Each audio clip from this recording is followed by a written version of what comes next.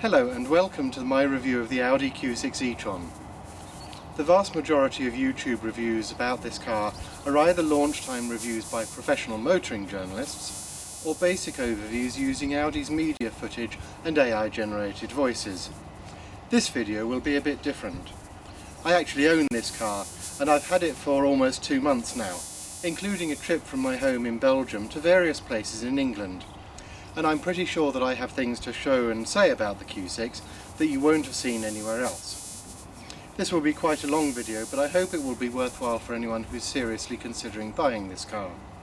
I have no connection or affiliation with Audi or any other part of the motoring trade or journalists other than as a customer for my car, and this video is not sponsored or paid in any way. Obviously I do have a positive bias towards this car because I bought it after looking at practically everything that was on the market in mid-2024, but I have quite a few criticisms, as you'll see later in this video. Let's start with a quick overview of my car and the options that I took. My approach was largely function over form, so I took a lot of the functional and technological options, including the panoramic sunroof, electric seats with memory, heating and ventilation, the head-up display, matrix LED headlights, adaptive cruise control, surround cameras and various driving assistance systems. In Belgium, the options are largely bundled up into packs, and so I also got some options that I wasn't too bothered about because they were part of a pack that contained something I did want. Some of these are the passenger MMI screen, the S-Sport suspension and the e-tron Sport sound. Essentially, I took the Platinum pack and the MMI Experience Pro pack, and then chose the pearl beige leather sports seats, which also add in the seat ventilation. Lastly, I ordered a tow bar to put my bike rack onto, and I asked Audi to replace the standard summer tyres with all-season tyres. I didn't take any additional cosmetic options, such as upgraded alloy wheels or any of the other bodywork options, and my car is not an S-Line or an SQ6. Finally, and perhaps most fundamentally, this is the performance version with the 100 kWh battery and rear-wheel drive. It's the slowest version that has the large battery pack, but with 306 horsepower it's still amply quick enough for normal driving in my view. In Belgium, you currently pay very low road tax for electric cars, but I'm sure that this will change in a few years, and I suspect that the more powerful versions will end up costing more, so picking this version is also a hedge against that. The price of my car, with all of the options and after the dealer discounts, was around €84,500, which is considerably more than I was initially intending to spend, but I'm hoping to keep this car for a long time, and so I want a car that I will really enjoy driving, rather than something that would always feel like a compromise. For the same reason, I'm not too worried about the high depreciation of electric cars, because I plan to keep it for something like 12 years, and so any residual value it has at that time will be a bonus. I'll put lists of the options that I did or didn't take on screen now. Pause the video if you want to read the details. I've also made a separate video going through all of the options, and another one giving my personal evaluation and recommendations, and you can find those on my channel. So what do I actually think of the car after a couple of months of ownership? I'm going to split this section up into several topics: the purchasing experience, the exterior, the interior, driving, and the console and infotainment. After that, I'll sum up a number of key points and my conclusions. The purchasing experience will doubtless vary from dealer to dealer, and even for different customers depending on their needs and expectations. I'm quite exacting, and I'm sure that I was a difficult customer in some ways, although I'm a poor negotiator and someone more savvy could probably have obtained a better discount. The first interface for a prospective customer is likely to be your local Audi website, and in particular the Q6 configurator. I've looked at the websites for at least a dozen countries in several languages, and it's strange that while the basic models are the same, the options and the packs are different for each country. Some options may not be available for you. For example, it's shocking how few options are available in the UK at the time of making this video, and the options are quite limited in the US too. The list of options is quite long and complicated, and many of them are quite poorly explained on many national websites. As you might expect from Audi, the German website has the most explanations, many of which have not been translated and included in other countries' websites. But even there, not everything is clear, and I had quite a few questions that I only resolved after ordering or even after receiving my car. An example of this is the automatic lane steering function, which I tried during a test drive and liked, and I wasn't sure until I got the car whether I would have it or not, and sadly I don't. I appreciate that it is very difficult to design the perfect website for this, and they do a good job in general, but a bit more detail would be helpful in places. On that subject, if you're looking at the options and have any questions, feel free to ask in the comments below, and I or someone else will probably be able to answer them. At the Audi dealer, the experience was mixed. When I had someone in front of me, they were very helpful, and the salesman who was my main contact was very friendly and obliging. I first had a test drive in a Q4 because they didn't yet have a Q6 in the showroom. And then once they got one, they were happy to give me a test drive, even though I'd already ordered my car by then. Unfortunately, it didn't disappoint. On the other hand, they were a bit slow to respond to emails, and I had to push to get the car delivered to me after it had arrived in Belgium. I'll see how they are with servicing, since I took the extended warranty that covers parts and servicing for 8 years. A small point is that the purchase order said that I could connect to the Audi website and follow my order online, but this function didn't work. The car that the Q6 has replaced was my Audi A4 Avant, which I bought in 2016 from the same dealership. I was happy that they were able to take that car back in part exchange, and they gave me a reasonable price for it. When I finally collected the car, it was under a cover which was pulled off, and the delivery guy showed me how to use it and answered any questions I had before I drove off into the metaphorical sunset with it. For anyone who wonders what's delivered with the car, I got a charging cable, which is the type that plugs into an EV charger. If you want one to plug into a regular socket, you'll have to buy that for yourself separately. I received a boot sill protector and an Audi branded folding box for the boot, which were included in the Platinum option pack that I took. They also gave me an Audi rucksack and a winter care kit that included various cleaning items. I bought a bag separately for my charging cable. In some countries I believe this may be included. Now let's look at the exterior of the vehicle, although I won't spend a lot of time on this. If you're watching this video, I'm pretty sure you will already have seen several other videos from professional reviewers, and I want to focus my video on areas that they don't go into. In brief, my car is plasma blue with 18-inch wheels. Lots of people will say large wheels look better, but they aren't cheap, and the smaller wheels are better for ride comfort and range. I have the matrix LED headlights with the animated daytime running lights, and the mid-level brake lights with a strip across the back of the car. But I don't have the OLED rear lights that you'll have seen on other reviews with the different symbols. One thing I would say about the exterior is that the grille is a bit bland in this version. Higher versions like the S-Line have features like a fancier grille with a surround, and it's a shame that they make the base version deliberately bland. If you choose the red paint in particular, the front looks rather ugly, and definitely needs the extra detail, but that does come with extra cost. Apart from that, it's a chunky car and it looks pretty big, largely due to its height and width rather than the length, but generally it's quite handsome and certainly better looking than some other SUVs. I don't have the optional frunk, although I might still order it as an accessory. I tend to think this should be standard, although I also think frunks are a bit strange since car bonnets are not really designed to be opened up easily for luggage storage, even though the Porsche Macan and the Audi A6 have easy opening by touching the front of the bonnet. In my view, the front of a car would need to be redesigned if they really want frunks to be much more than a gimmick. I've seen several reviewers criticising the electrically opening charge ports because they are rather slow. However, they really miss the point. When you turn the car off, you get the option, among others, to open the charging port, and so it's open by the time you get out to it. After the charging is finished, the port will close automatically, and it's recommended not to try to close it manually. The Q6 is also unusual in having charging ports on both sides. This isn't really necessary, but I have used both sides, so I have to say that they are useful. Let's move on to the interior, and again I won't go over all the details that you can see elsewhere. I chose the pearl beige leather sports seats. Incidentally, you may notice in the configurator that there are sports seats and sport plus seats.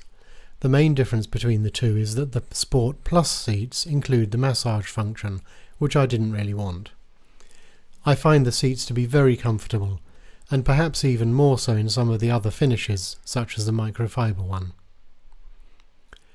The front seats will recline fully back into a lying position, and so they can also be very comfortable for taking a nap, although I'd recommend taking a small pillow or cushion for extra neck support if you do that. The driver's seat also moves back automatically when you open the door to facilitate getting in and out of the car, at least if you have electric seats, which most people will. I'm sure you'll have seen everything in the cockpit and front passenger seat in other reviews. The two screens for the driver are well positioned, with a gap between them where your vision is blocked by the steering wheel, so you don't really have to peer around the wheel to see anything on the screen, except for a small corner of the MMI screen, which isn't particularly important. I do have the passenger MMI screen, which can be used for things like navigation, media control, or various apps such as YouTube. I've found that this can be useful for the front passenger, but perhaps its main function is to permit the central screen to be curved and angled towards the driver, which makes it easier for the driver to see and operate, but more awkward for the passenger. I have electric seats with memory, which is great, although Audi only provides 2 memory positions, whereas some other manufacturers provide 3, such as in the VW Tiguan that my partner has. This also adjusts the wing mirror positions, and it would adjust the steering wheel if you have electrical adjustment. Unfortunately, I don't have that. I would also suggest that the head-up display settings should be adjusted with the memory. I haven't yet checked whether this is the case, although I doubt it. I've adjusted the position of the display downwards, and when someone significantly shorter than me drove the car, she couldn't see it in the position that I had set.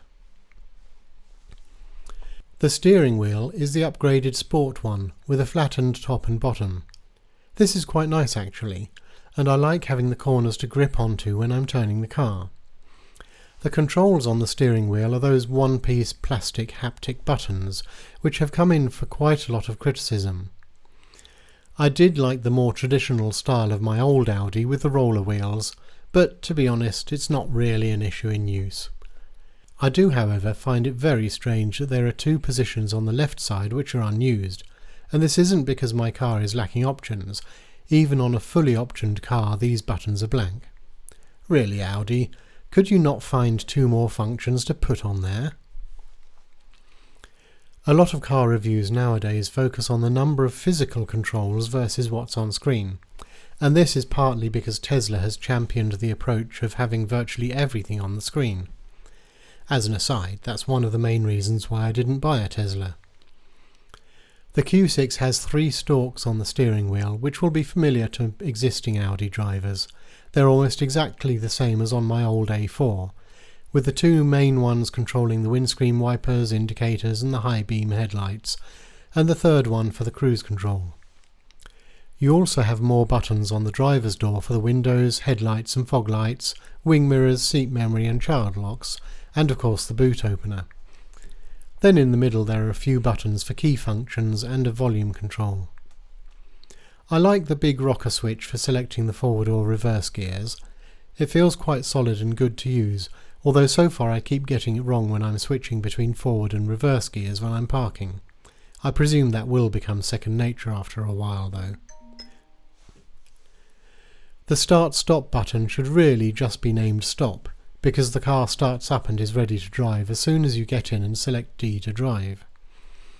There are buttons for the park assistance, and also one to show your favourite settings on the MMI screen, which could be useful if you have several favourites that you like to turn off whenever you start driving. However, in practice I've only really wanted to turn off the speed limit warning sound, which you can set to the configurable button on the steering wheel, so that's very easy. There's also a physical button on the indicator stalk to deactivate the lane departure warning. You can also put a drive select pane on the home screen of the MMI, so I actually find the favourites button and the drive select button rather useless. The main bugbear of a lot of the professional reviewers will doubtless be the lack of physical controls for the air conditioning. These are all on the central MMI screen, and they're permanently available at the bottom of the screen, regardless of what's on the rest of the screen. Personally, I find this perfectly fine. It's easy to change the temperature and turn things like the seat heating on and off, and one touch takes you to the more advanced options, which I've never yet felt the need to adjust. Incidentally, there are also knobs on all of the vents that allow you to open or close them individually. If you prefer physical controls to the on-screen ones, that's fine, but I would suggest going to try the car in real life rather than prejudging it on that basis. One small detail is that there's no physical or virtual button for heating the wing mirrors. This is actually activated together with the rear window. Personally, I would prefer to have a separate control. Perhaps that's something they could put on one of the blank spaces on the steering wheel. Looking around, I think the general quality is fine around the cabin. Again, some reviewers might point to the occasional bit of hard plastic, but in the real world they aren't in places where it affects you while you're driving. The upper parts of the doors, above the leather inserts, is rather bland compared to some other cars, but I guess that's in line with Audi's design philosophy, which is subdued rather than flashy. You have two USB ports in the phone cubby, which charge at 15 watts by default and 30 in the back, or 60 in the front if you take the optional fast charging ports, and 100 watts in the back. If you take the option for the fast charging ports, I strongly recommend that you check the actual speed. I ordered them as part of the MMI Experience Pro Pack, but I seem to have the standard speeds. Obviously I'm not happy about this and I've complained to Audi. I've not yet had a concrete response 7 or 8 weeks later. Lastly, in the front, the comfort armrest can be locked at several different heights, which I like when I'm driving. In my A4, the armrest could be slid forward and backwards, which this one doesn't do, but I don't find that an issue, it's fine where it is.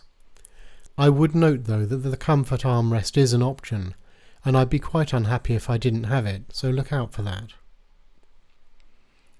Let's move into the back. The seats are pretty comfortable again, and there is good thigh support, unlike in some electric cars where the floor is too high and your thighs can be raised off the front of the seat. You can also put your feet comfortably below the front seat, so all of that is good. The rear legroom, however, is a bit less generous than you might expect from the car of this size. It's okay. Here, for example, if I sit behind my driving position, I have only just enough room, and I am average height, 1.80 m or 5 feet 11 inches. For my needs this shouldn't be a problem, but taller drivers with tall rear passengers may want to check the legroom. Due to the width of the car, the central rear seat isn't bad, and you should be able to fit 3 people there fairly easily, although I wouldn't like to spend a long journey in the middle. The headroom in the back is ample, although this is the standard Q6, and if you're looking at the Sportback it may be worth checking that. I haven't yet seen one of those in real life. The rear passengers have 2 USB ports, as I mentioned earlier, although they are a little bit awkwardly positioned. There's a single temperature setting for the rear zone and individual heating controls for the 2 outer seats if you have that option. The rear windows don't go all of the way down. One nice feature in the rear though is the reading lights, which are illuminated so that they can easily be found at night. They operate by touch and provide a lot of light. The panoramic sunroof also makes the rear feel a lot more airy if you have that. Let's talk briefly about the door bins, and this is one area where there are hard plastics and not much else. They are large enough, and in front there's a rubber insert in the bottom that provides a little bit of cushioning and can be removed to clean it, but not in the back. I won't say too much about the boot, I'm sure you've seen it all before. I will just mention that I didn't take the optional storage pack, and in the boot I have some hooks for things like fixing a net, and there is a 12-volt socket. I was disappointed that there are no nets in these side cubbies if you don't take the storage pack. My old car had these, and it's annoying that they aren't standard. I also took the option of the tow bar, which is released using a button in the boot. I haven't used this yet, although I will use it for my bike rack in the future. It seems pretty solid from what I can see so far. The manual states that there is a towing assistance function for reversing with a trailer, but I don't have a trailer, so I can't comment on how useful that is. While I'm talking about options, one of them that may be available in your country is a boot separation net. This costs quite a lot. It was €130 in Belgium, so I didn't get it, but I bought one from Amazon for about €10 instead. It's probably not quite as plush as the Audi net, but it helps to stop things sliding around in the boot anyway. Incidentally, I bought a full set of mats for my car, including a boot mat, because I want to protect the fabric of the car itself from general wear and tear. In the footwells I got customised mats with Q6 e-tron stitched into them, and even with that customisation they were cheaper than the mats you can buy from Audi. I think they look smart, and I like it. I'll mention two more things about the interior. The first is the panoramic sunroof.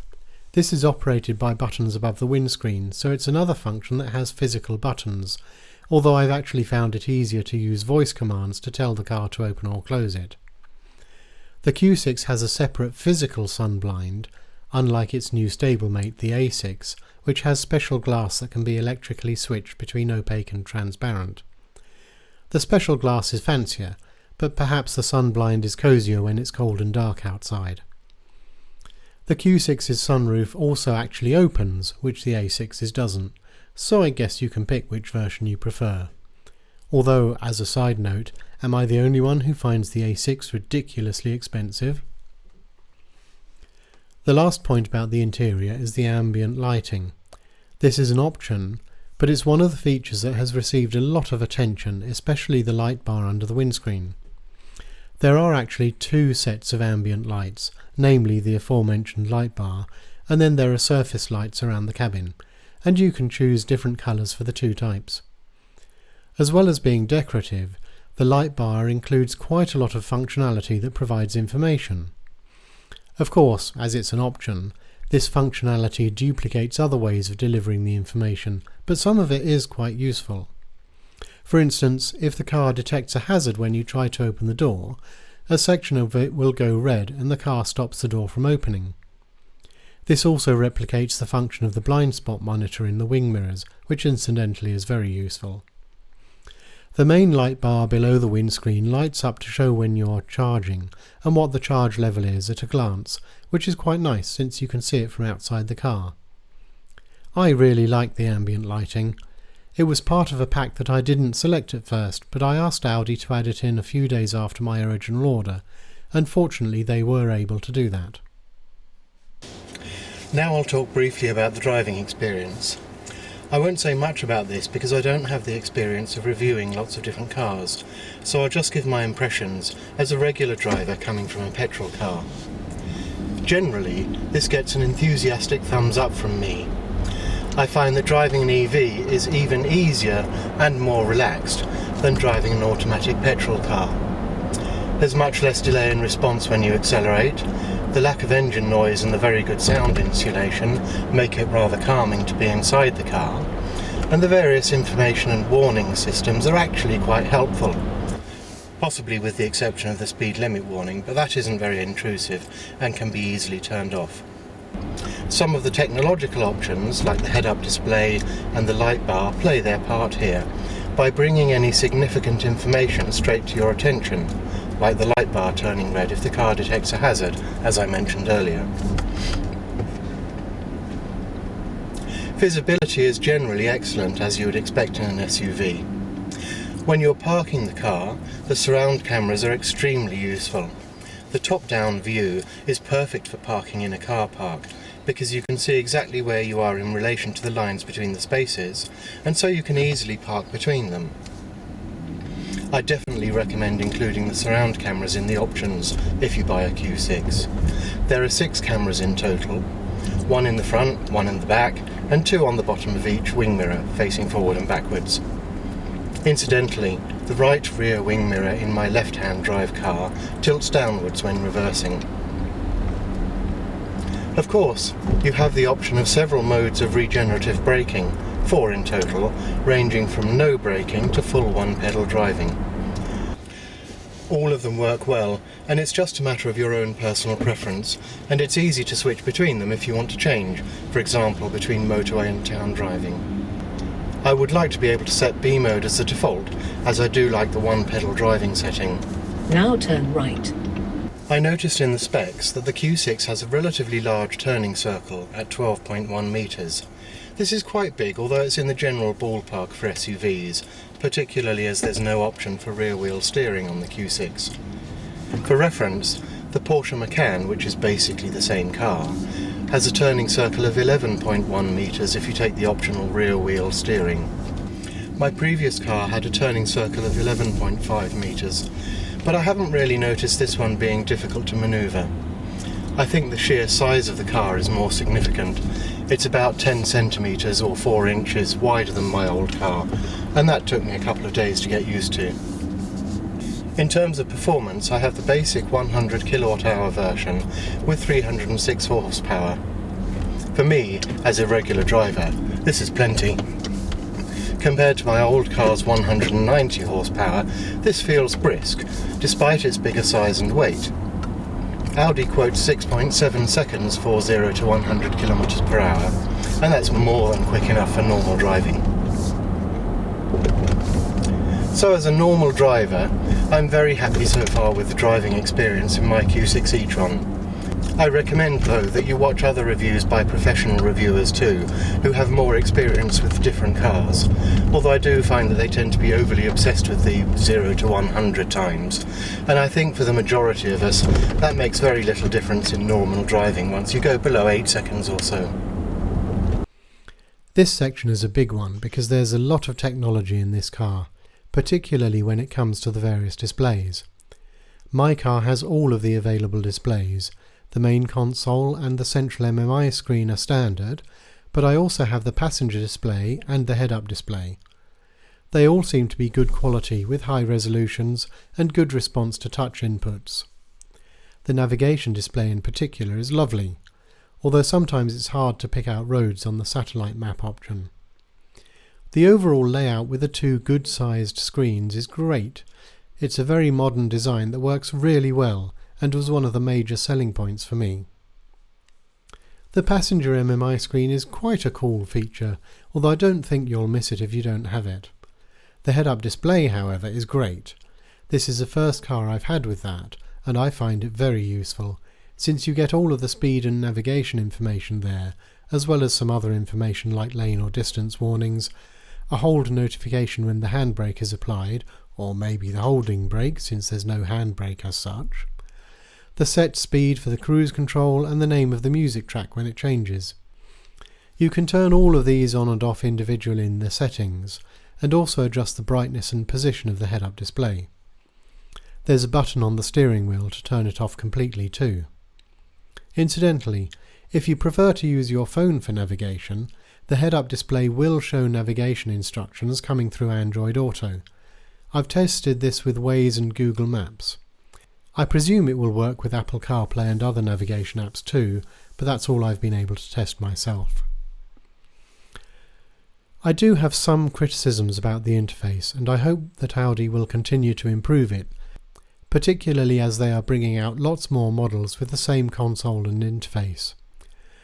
On the main console, I find the options for the right-hand panel rather pointless, since they copy things in the MMI interface. I'd rather be able to choose between all of the different options on both sides, rather than specific ones on the left and right. On the MMI screen, there's a lot that's quite good, but you really have to get used to where to go to find certain items, and some things are hidden when you're driving and only available when the car is stopped, which is quite confusing. It would be clearer if they were greyed out instead. I also don't like the way that you access a lot of the functions via the app list screen. I suppose this is a consequence of the Android Auto implementation, since it looks like the list of apps on a smartphone, but I'd much rather see a more function-based selection screen with larger panes to select things like navigation, media options and settings. I will say that the voice commands help here, since you can tell the car to display certain screens, which is easier than digging around in the interface to find them. While I'm on the subject of voice commands, I will say that the voice recognition is pretty good, and it will do a lot for you. As an example, one day I asked it to find the nearest post office, and it presented me with a list of about 10 post offices in the neighbourhood, and asked if I wanted to navigate to the closest one. This can be genuinely useful. It's also clever enough to know who is talking. If a passenger tells the car to perform certain functions, it will refuse and say that only the driver can do that. We discovered this when I asked the car to open the sunroof when I was the passenger during my test drive. The navigation system seems to be very good too. It gets up-to-date information on traffic conditions and will change the route dynamically if there's a blockage on the planned route. It also plans in charging stops, although I'd like to have a bit more flexibility about choosing the charging stops myself. And I'd also like an option to manually instigate the battery preconditioning. There are various options for the route planning, such as avoiding motorways or toll roads. Another small irritation is that while you can save favourite destinations in the navigation system, it doesn't seem to be possible to give them a name, such as my parents. I found a way to do this in the My Audi app on my phone, but even there it doesn't work most of the time. Strange, not a major problem, but I hope they will fix it. The My Audi app, while I'm on that subject, provides some useful functionality that integrates with the car. I won't do a full review here, but it lets you check the status and location of the car, which is useful if you can't remember whether you locked it or where you parked it.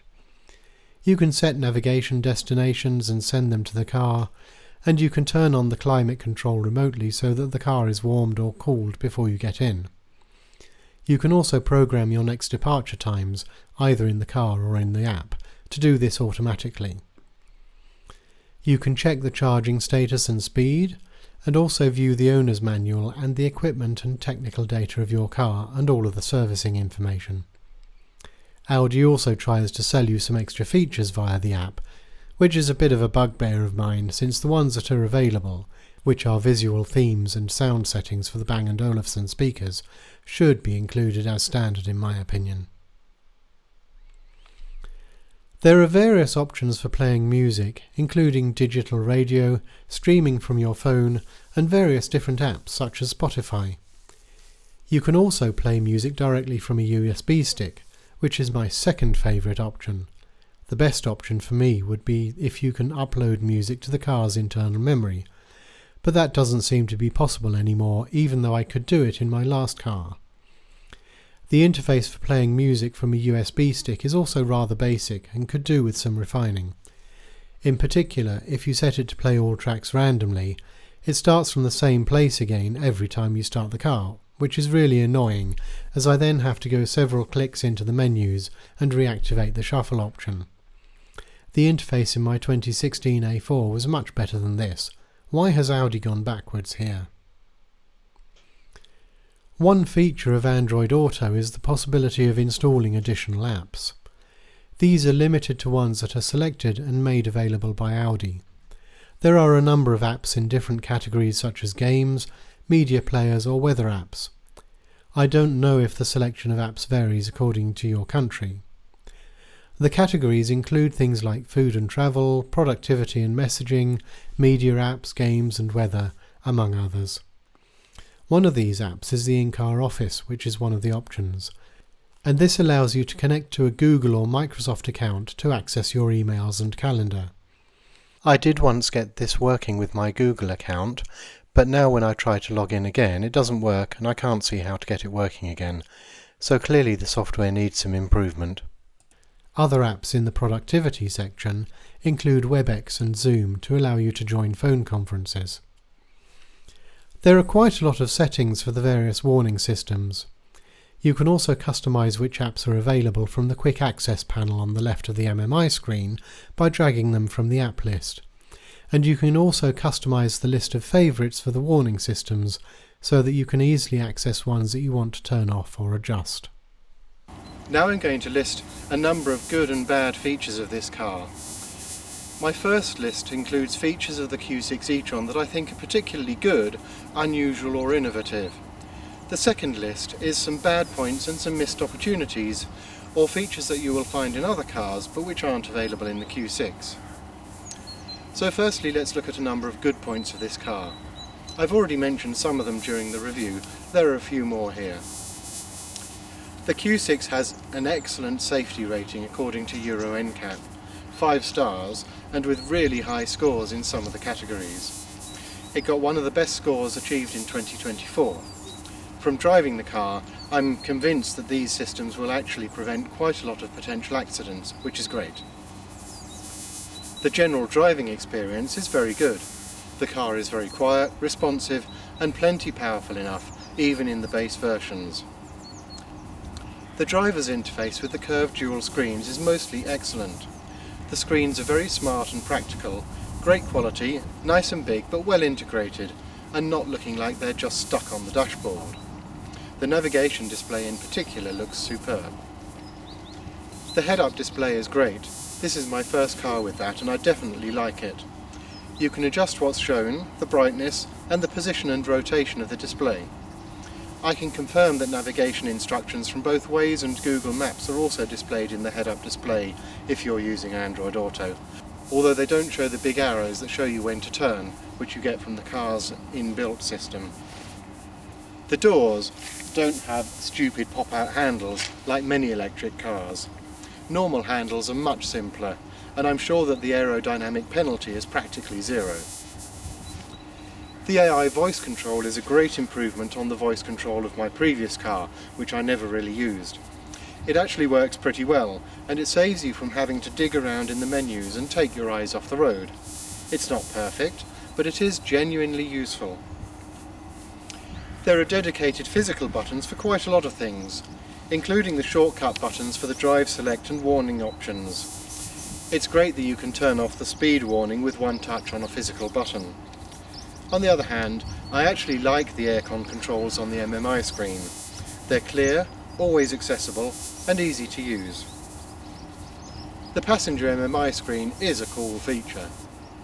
The ambient light strip with its visual functionality, such as showing the charging state, indicators, etc., is actually both attractive and useful.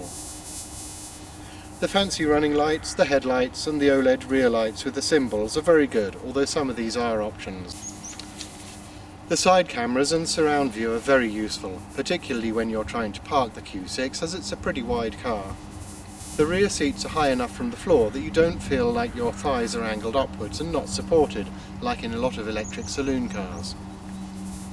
The upgraded sound system seems pretty good in general, and the optional speakers in the front headrests are a neat idea, although I don't have them.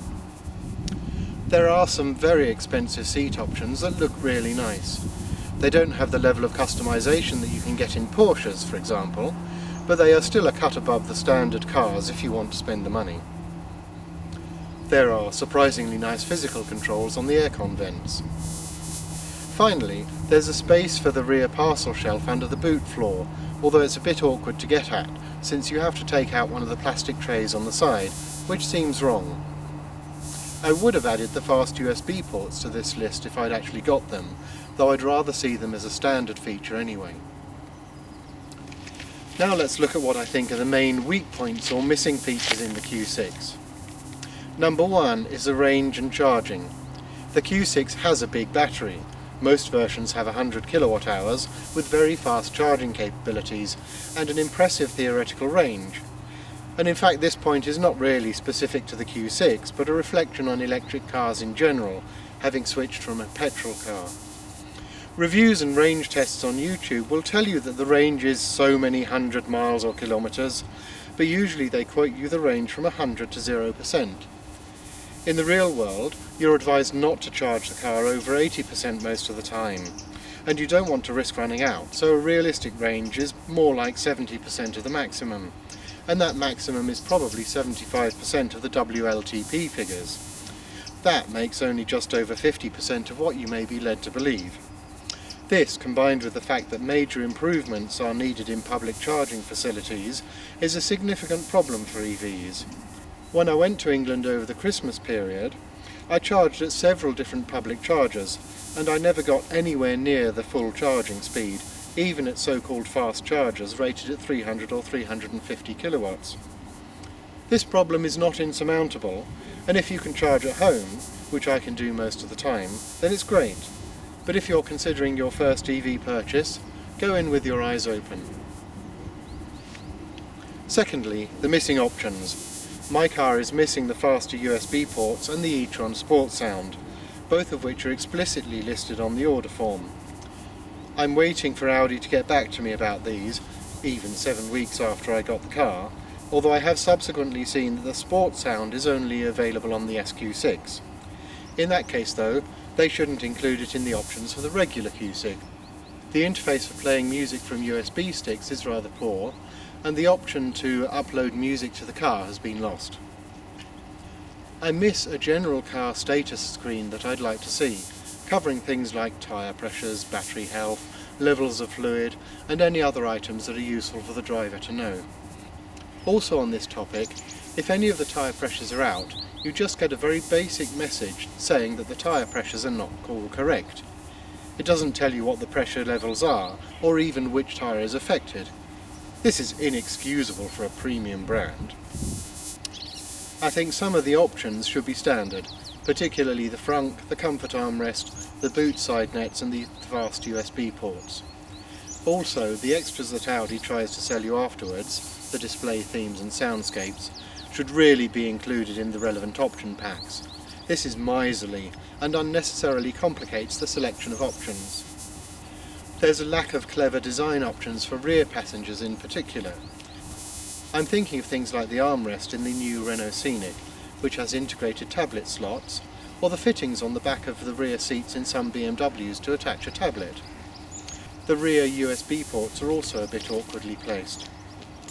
The rear seats don't slide or recline as they do in some cars like the BMW X1, and rear legroom is not especially generous. There's no option for rear wheel steering, which the Porsche Macan has on the same underlying platform, or the Mercedes EQE. There are no options for 4, 6 or 7 seats. The rear windows don't go all the way down. There are no camera options for the rear view mirror, which could be nice to have in some circumstances. The MMI interface also still needs some work in my view, including better menus and perhaps some more attractive graphics. There's no vehicle to load facility, and there's no remote parking facility, such as the ability to move the car into and out of a narrow garage without the driver. After shooting the rest of this video, I've decided to add another point, which is the emergency braking system. While this is a good safety feature, it's rather trigger happy and occasionally sets itself off when there's no actual collision risk. It's rather a shock when this happens because it stops so quickly that it feels as though you have actually hit something. Finally, you may see some complaints on Audi forums about problems with the cars, including issues with the cars unlocking themselves or becoming completely bricked and things like that. Some of these appear to have been solved with the latest software updates, but there are still a few people who have been very unhappy with their cars. I don't think this is the norm, but it's worth knowing.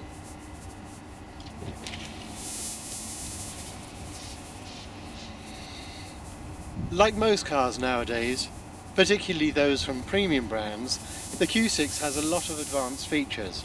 Things like the fancy lights, the head-up display, the panoramic sunroof and the passenger MMI screen tend to feature heavily in all of the reviews that you will have seen. But then you come to the configurator and you see that many of these features are options, and the options aren't cheap. On my car, I have about 20,000 euros of options, and there are more that I could have added, including some that I would add in hindsight. If you want a car that looks anything like the ones on YouTube, you need to spend at least that much and possibly more. I don't know how many people will go for the base models and what they think of their cars. For me, it's unthinkable to buy a car from a premium brand and not have features like electrically operated seats, matrix LED headlights, and particularly the comfort armrest in the front. If you've been seduced by all of the options, then be prepared to pay significantly more than the base price. I went a lot over my initial budget with this car, and I was reluctant to pile on the options because I'm paying for the car myself, albeit through my company. But in the end, I think I should have gone a bit further. I strongly recommend watching my video on demystifying the options to see exactly what is standard and what is optional in this car, or my video on my personal recommendations for options. I'll put links in the description below. Also, if anyone has a base spec car, please comment below and let us know what you think of it without the options.